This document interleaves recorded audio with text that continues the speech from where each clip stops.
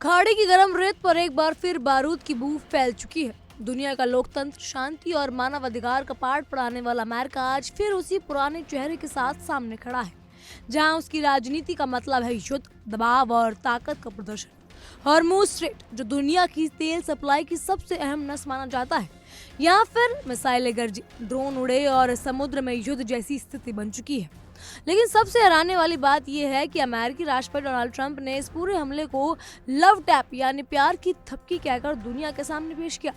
सवाल यही है कि अगर किसी संप्रभु देश के इलाके में घुसकर उसके बंदरगाहों और तटीय इलाकों पर हमला करना अमेरिका के लिए प्यार की थपकी है, तो फिर दुश्मनी किसे कहते हैं?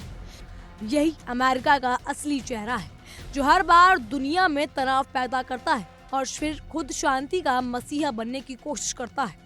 पिछले एक महीने में अमेरिका और ईरान के बीच सीज फायर लागू था। दुनिया को उम्मीद थी कि शायद अब पश्चिम एशिया में हालात सामान्य होंगे, लेकिन एक बार फिर अमेरिका ने अपनी सैन्य ताकत दिखाकर पूरे इलाके को आग के मुहाने पर ला खड़ा किया। ईरान का आरोप है कि अमेरिका ने हॉर्मुज़ स्ट्रेट में दाखिल हो रहे 2 जहाजों को निशाना बनाया।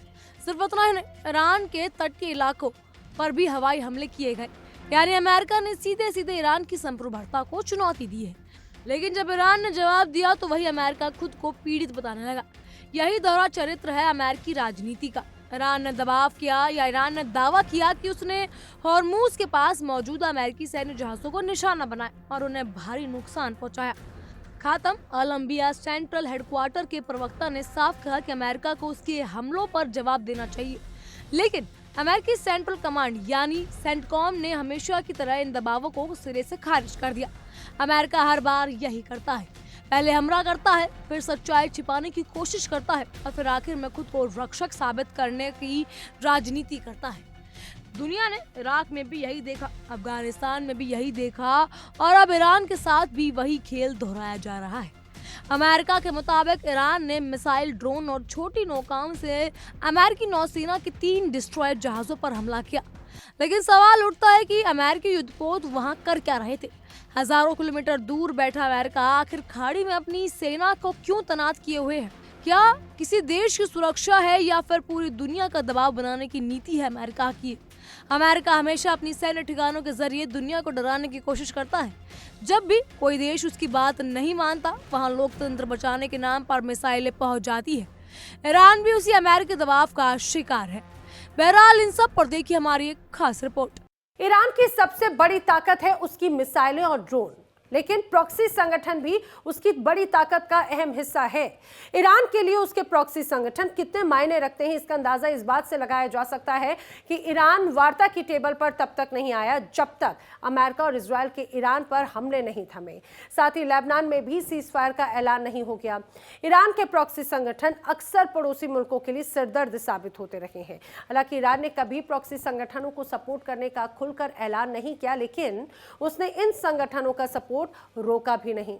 और अब तो यूरोप में भी यहूदी संगठनों पर हमलों ने नए संगठन पर ईरान का प्रॉक्सी होने के शक को पुख्ता कर दिया है।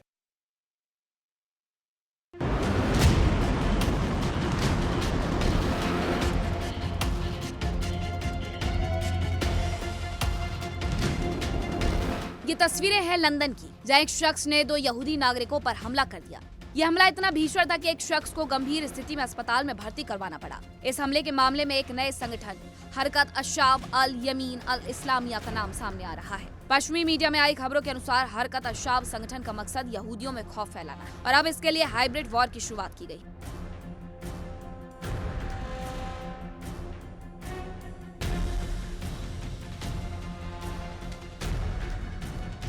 ईरान के प्रॉक्सी के तौर पर हूती और हिजबुल्लाह जैसे संगठनों का नाम सामने आता है, लेकिन अब ग्रेट ब्रिटेन में हरकत अशाब संगठन का नाम सामने आ रहा है, जो यहूदी समुदाय के लिए एक बड़ा खतरा बनता जा रहा है।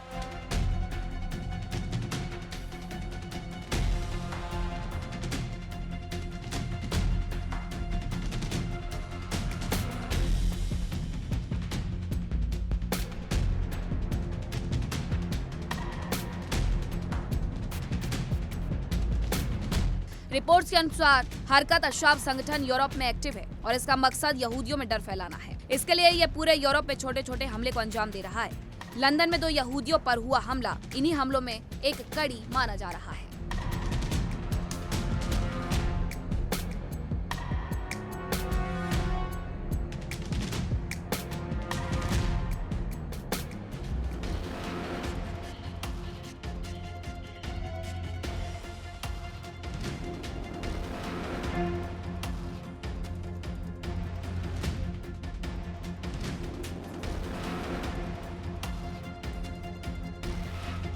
बताया जा रहा है कि हरकत अशाब अल यमीन अल इस्लामिया संगठन के बारे में मार्च 2026 में पहली बार जानकारी सामने आई थी। यह संगठन यूरोप में ऑनलाइन माध्यमों से अपने मकसद को अंजाम दे रहा है। हालांकि अब तक इस संगठन को ईरान का समर्थन हासिल है या नहीं, इस बारे में पुख्ता जानकारी नहीं मिल पाई।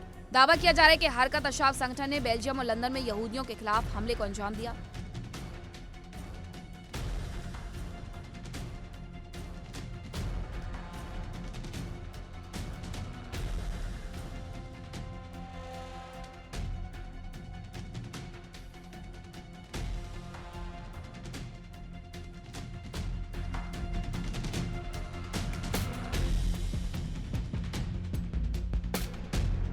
हालांकि ब्रिटेन के पीएम कीर स्टारमर ने एक बयान में कहा कि ब्रिटिश सरकार ऐसे संगठनों से और मजबूती से निपटेगी और यहूदियों के खिलाफ किसी भी हिंसक भावनाओं को तुरंत कुचल दिया जाएगा।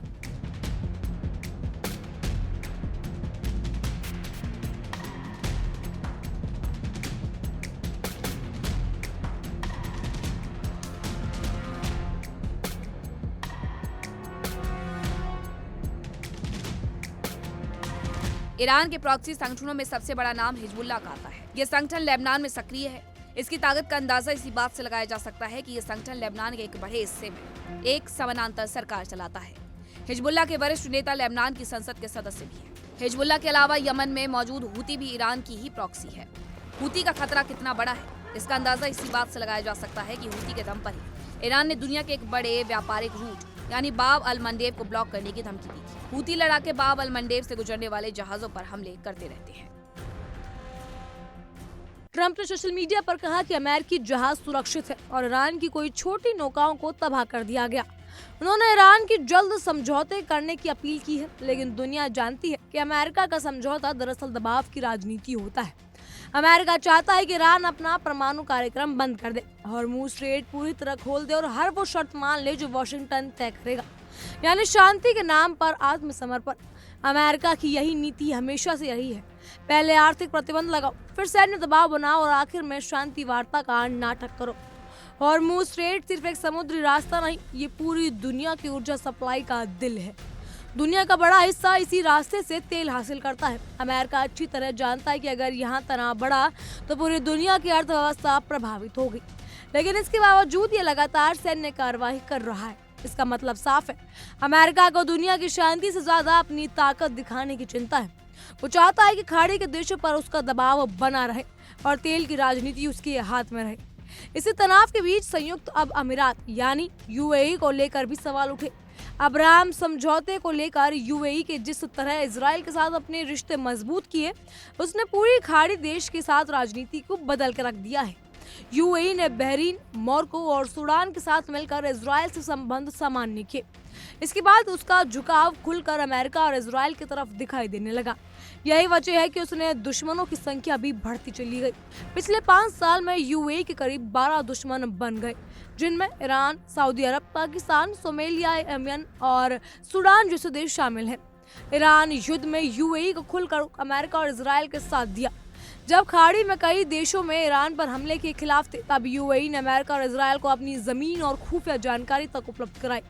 यानी वो सीधे तौर पर उस गठबंधन का हिस्सा बन गया जो ईरान को घेरने की कोशिश कर रहा था।